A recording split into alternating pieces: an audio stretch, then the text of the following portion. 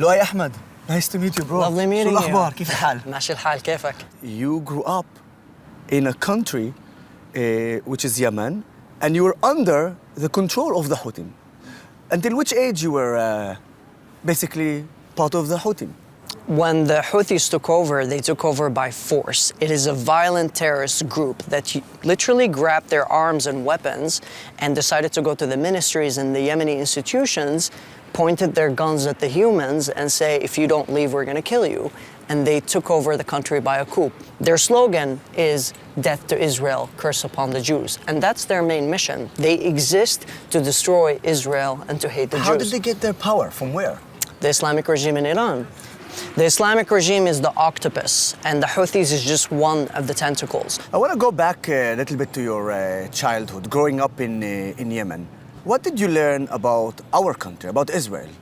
Well, in Yemen, I didn't even know that people like you existed. I didn't even know that there were Arabs in Israel. If you're an Arab who's living in Israel, there's a high chance that you might get killed by Jews. That if you meet Jews outside of Israel, they're probably going to kill you or steal your money. This is what you've been taught since age 0? Actually, much worse. When I was in mosques in Sana'a and I was an 8-year-old, I would sit down and repeat after my imam, who would say at the end of the prayer, "May God destroy Israel."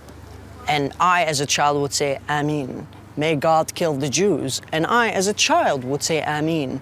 So since I was a child, I was brainwashed into hating Israelis and Jews and Israel. You're not in Yemen anymore. Your family is there. Are some of them also part of the Houthi?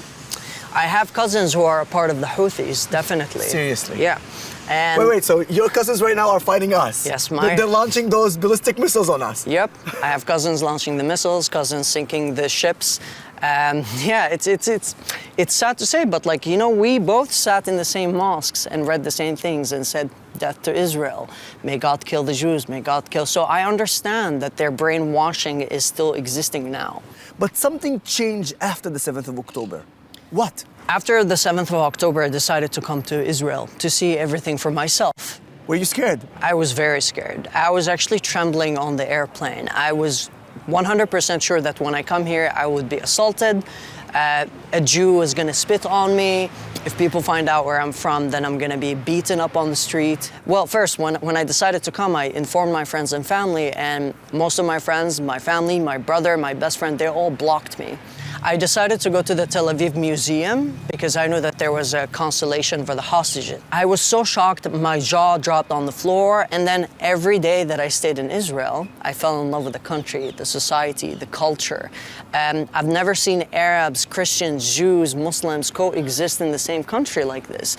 It changed my brain chemistry.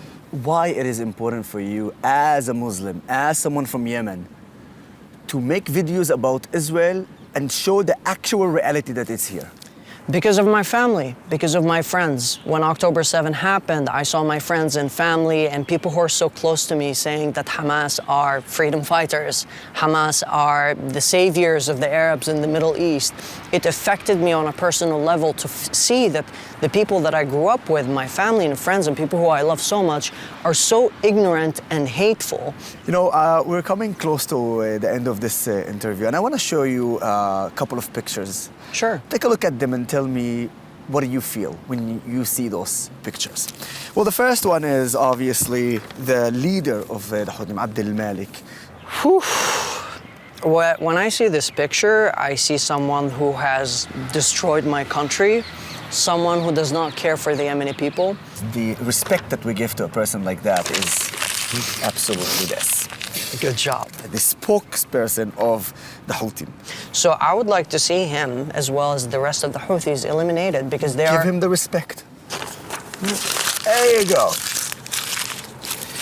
What do you see when I show you this? I wish that I could say pride, because what I feel is sadness. I see a society that is so beautiful and so kind and so loving and so simple that have had their country stolen away from them. But I miss my home, and I actually feel a little bit of my home when I'm in Israel, because there are so many Yemenis here. Well, I think this is the best way to end this interview. Luai Ansar Ahmed, Allah. shukran.